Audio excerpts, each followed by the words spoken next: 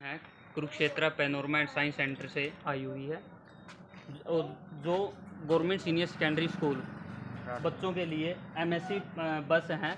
इसके अंदर साइंस से जुड़े हुए एग्जिबिट लाए गए हैं, जिसके अंदर बच्चों को भिन्न भिन्न सिद्धांतों पर आधारित इन मॉडलों की जानकारी दी जाएगी। जो इन स्कूल के लिए ये बस रहेगी वो 31 तारीख से 3 तारीख तक रहेगी, जिसके अंदर 6th क्लास से 12th क्लास के बच्चों को इनके बारे में अच्छी तरह से बताया जाएगा।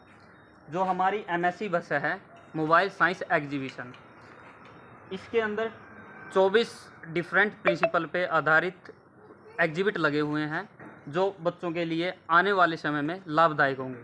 ठीक है, तो लोग देखते हैं सर एक बार। सबसे पहले है मॉडल तिरंगों के बारे में। आपने तिरंगों के बारे में पढ़ा होगा, ठीक है। भिन्न भिन्न प्रकार की होती है तिरंगे। होती क्या है कि तिरंगों के रूप में जैसे आप मेरी आवाज़ सुन पा रहे हो, तो जो ये आवाज़ है मेरी तिरंगों के रूप में जा करके आपके कानों तक पहुंच रही है, जिसके कारण आपको सुनाई दे रहा है। ठीक है, तो मेनली यहाँ पे 2 टाइप्स की तिरंगों के बारे में बताया गया है। सबसे पहले है ट्रांसफर वेव, उनकी मूवमेंट बताई गई है कि कैसे मूव करती है, जिसे हम अनुक्रमिक तरंग बोलते हैं। ठीक है, तो मूवमेंट देखो कि कैसे मूवमेंट करती है। दिखाई दे रहा है सभी को? Yes sir. इस तरंग को बोलते हैं हम अनुक्रमिक तरंग। नेक्स्ट है अनुदैर्घ्य तरंग। जब हम इसके अंदर एनर्जी स्टोर करते हैं और एकदम से छोड़ते हैं तो ये एक तरह से अनुदैर्घ्य तरंगों की तरह चलती है। ठीक है, जैसे सांप चलता है ना, उसी मोशन में ये जो तरंग है चलती है। दिखाई दी? नेक्स्ट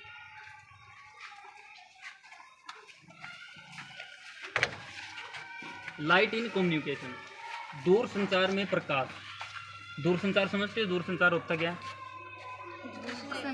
हाँ, बातचीत का माध्यम, जिनके द्वारा हम एक दूसरे से बातचीत कर सकते हैं। ठीक है, दूरसंचार के माध्यम के कोई भी स्रोत बताओ।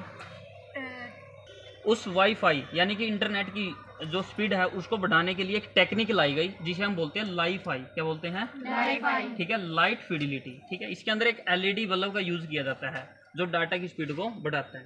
ठीक है, इसके जरिए हम 100 मेगाबाइट से 240 मेगाबाइट की स्पीड तक बढ़ा सकते हैं। ठीक है, जो ये टेक्निक है मेनली एस्ट्रोनॉमर जो अंतरिक्ष यात्री है उनके द्वारा यूज़ की जाती है। ठीक है, कौन सी टेक्निक है? लाईफाई। ठीक है, और किस चीज़ का यूज़ होता है इसमें? एलईडी लाइट का, बल्ब का। ठीक है, नेक्स्ट दी फ्रॉग, मेंढक को पकड़ो। जब आप यहाँ से देखोगे तो आपको जो मेंढक है ऊपर की ओर दिखाई देगा बैठा हुआ, लेकिन असल में इसकी पोजीशन कहाँ पे है? नीचे है। ठीक है, ये किसका मैजिक है? सब मिरर मैजिक है। ठीक है, इसके अंदर कनकेव मिरर लगा हुआ है जिसे आप अवतल दर्पण बोलते हो, और उसके फोकस बिंदु के ऊपर ये मेंढक की पोजीशन रखी गई है। ठीक है, जहाँ पे मेंढक है वो कहाँ पे है? वो फोकस बिंदु। ठीक है, वो बिंदु जहाँ से जितनी भी लाइट टकरा करके परावर्तन के बाद उसी पॉइंट में से होकर के जाती है, उस पॉइंट पे मेंढक को बिठाया गया है। ठीक है, जितनी भी लाइट यहाँ से टकरा करके मिरर से टकरा करके उस पॉइंट में से जाती है जहाँ पे मेंढक है, तो ये एक तरह से 3D व्यू शो करता है और आपको ये ऊपर की ओर उठा नजर आता है। ठीक है, पता है सभी को? यस और नो? ठीक है, तो जीरो की खोज किसने की? कोई बताएगा? आर्यभट्ट ने। ठीक है, आर्यभट्ट ने। जो जीरो की खोज हुई है हमारे भारत में हुई है, और जीरो एक ऐसा नंबर है किसी भी नंबर में हम ऐड करें या सब्ट्रैक्ट करें उस नंबर को वैसा वैसा निकाल देती है। ठीक है, तो जी की ठीक है, उसके अंदर 3 भुजाएं होती हैं। कौन सी कौन सी? कर्ण, लंब और आधार। ठीक है, तो पाइथागोरस थ्योरम कहती क्या है कि 2 भुजाओं का योग किसके बराबर होगा? तीसरी भुजा के। ठीक है, बड़ी वाली भुजा को बोलते हैं हम कर्ण, उससे छोटी वाली को लंब और बिल्कुल छोटी वाली को आधार। तो सूत्र क्या होगा? इसका फॉर्मूला क्या होता है? कर्ण की शक्ति 2 किसके बराबर होगी? लंब की शक्ति 2 प्लस आधार की शक्ति 2। आई बात समझ में? Yes sir. पढ़ी है ना सभी ने? Yes sir. ठीक है, फ्रैक्टल्स होते क्या हैं? ऐसी स्ट्रक्चर, ऐसी संरचना जिसको हम कितना ही जूम करें उसकी संरचना में कोई बदलाव ना आए, उसे फ्रैक्टल्स कहते हैं। ठीक है, जैसे आपको बाहर से ये रूट्स नजर आ रही होंगी। ठीक है, लेकिन ये जूमिंग लेंस है, जब आप इसमें से इस संरचना को देखोगे तो इसकी शेप में कोई चेंज नहीं होगा। जो फिक्सल हैं इसके नहीं फटेंगे। जैसा आपको बाहर से दिखाई दे रहा है वैसे ही इसमें से दिखाई देगा, ठीक है। एग्जाम्पल के लिए जैसे बर्फ के कण होते हैं ना, क्रिस्टल ऑफ आइस, उनको कितना ही जूम करो आप, जो जैसे आपको बाहर से नज़र आएंगे वैसे ही जूम करने से वैसे की वैसे नज़र आएंगे। आई बात समझ में? उस संरचना, उस स्ट्रक्चर को क्या बोलेंगे हम? फ्रैक्टल। हाँ, पता है, ठीक है। दीप्तधारा और प्रत्यावर्ती धारा बोलते हो आप इसे, ठीक है। प्रत्यावर्ती धारा और ये है दीप्त धारा, ये डीसी करंट, ये एसी करंट, ठीक है, जिसे आप बोलोगे अल्टरनेट करंट और डायरेक्ट करंट। जो अल्टरनेट करंट है इसका जो परिणाम है और दिशा है वो चेंज होती रहती है, ठीक है, और इसका जो परिणाम और दिशा वो चेंज नहीं होती। एसी के द्वारा पकड़े गए आदमी की दो चांस रहेंगे, 50-50 चांस रहेंगे, वो बच भी सकता है और नहीं भी बचे। लेकिन डीसी करंट, डायरेक्ट करंट के द्वारा पकड़ा गया आदमी का परिणाम एक ही होगा, नहीं बच सकेगा, ठीक है। दूसरा क्या है, हमारे घरों में जो एसी है, एसी आती है ना, और डीसी हमारे इन्वर्टर बैटरों में होती है। जो एसी है कितने वोल्ट की आती है घरों में, बताएगा कोई? 240 वोल्ट, ठीक है। मेनली हम 220 वोल्ट लेकर ही चलते हैं, ठीक है, 220 वोल्ट, ठीक है। आई बात समझ में? जिसका परिणाम और दिशा चेंज होती रहती है उसे हम बोलते हैं प्रत्यावर्ती धारा, और जिसका परिणाम और दिशा चेंज ना हो उसे दिष्ट धारा, ठीक है। डायरेक्ट करंट डीसी और इसे अल्टरनेट करंट।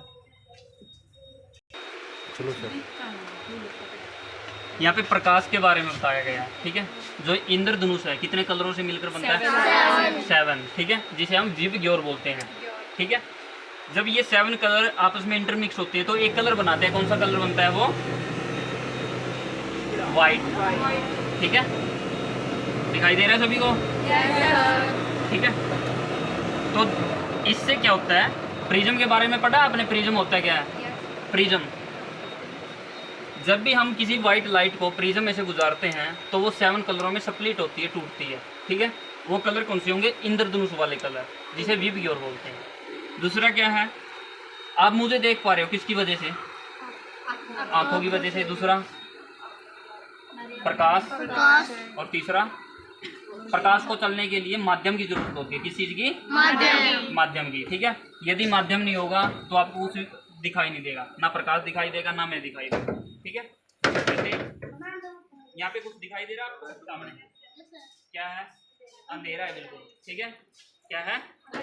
लेकिन जब मैंने एक माध्यम के रूप में मेरा हैंड इसके अंदर रेज किया तो यहाँ पे क्या होने लग गया? ग्लो होने लगी, लाइट दिखाई देने लगी, ठीक है, लाइट दिखाई देने लगी। तो इससे सिद्ध होता है कि प्रकाश को चलने के लिए किस चीज़ की जरूरत होती है? माध्यम की। किस चीज़ की? माध्यम की, ठीक है।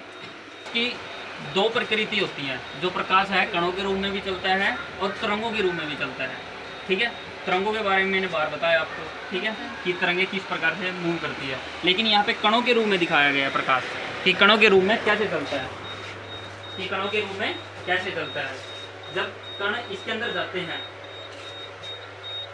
ठीक है, कण इसके अंदर गई तो एनर्जी स्टोर होने लगी। एनर्जी स्टोर होने की वजह से एक टाइम पीरियड आएगा जब वो रिलीज करना शुरू कर देगा एनर्जी को, जिसकी वजह से पंखा घूमना शुरू होगा। दिखाई दे रहा है? ठीक है, ये ड्यूअल नेचर ऑफ लाइट बोलते हैं, ठीक है। एक कणों के रूप में चलता है और एक तरंगों के रूप में चलता है, ठीक है।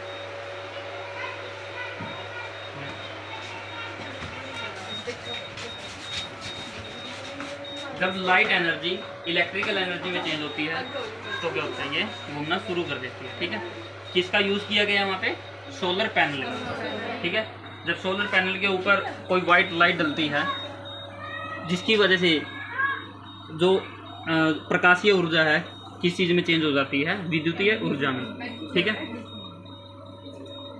सोलर पैनल में मेन कंपोनेंट यूज़ होने वाला क्या है? क्या यूज़ होता है मेन कंपोनेंट? और सिलिकॉन से मिलकर बनता है, ठीक है। लाइट वेव, एक का सेंटर ये है, एक का सेंटर वो है, ठीक है, जिनकी डायरेक्शन सेम है, मैग्नीट्यूड सेम है।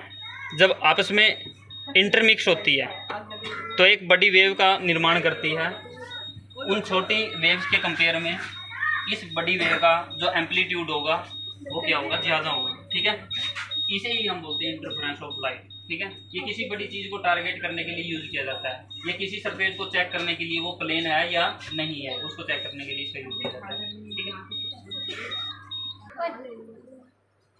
ठीक है। ये परिनालिका है जिसके ऊपर तांबे की तार भी लपेट देते हैं, वो स्ट्रक्चर कौन सी कहलाती है? परिनालिका, सोलिनोइड। ठीक है, जो ये सोलिनोइड है बाहर के इलेक्ट्रिसिटी पॉइंट के साथ अटैच है, लेकिन ये अटैच नहीं है। ठीक है, जब इसके अंदर इलेक्ट्रिसिटी जाती है, विद्युत ऊर्जा जाती है, तो इसके चारों तरफ चुंबकीय क्षेत्र पैदा हो जाता है। चुंबकीय क्षेत्र पैदा होने की वजह से जो आवेश है इसके ऊपर, जो चार्जेस प्रोड्यूस हो रहे हैं इसके ऊपर क्या हो जाते हैं? इंड्यूस हो जाते हैं। जो रोड लगी हुई है, ये ट्यूब लगी हुई है, ठीक है, जिसकी वजह से इनके बीच में पोटेंशियल डिफरेंस क्या हो जाता है? शुरू हो जाता है बनना। पोटेंशियल डिफरेंस जिसे आप विद्युत विभवांतर कहते हैं। ठीक है, तो जिसकी वजह से इनके बीच में डिफरेंस पैदा हो गया, चार्जों के बीच में यदि डिफरेंस पैदा हो जाता है तो ये ग्लो होना शुरू हो जाती है। ठीक है, तो इसे बोलते हैं हम टेस्ला कॉइल।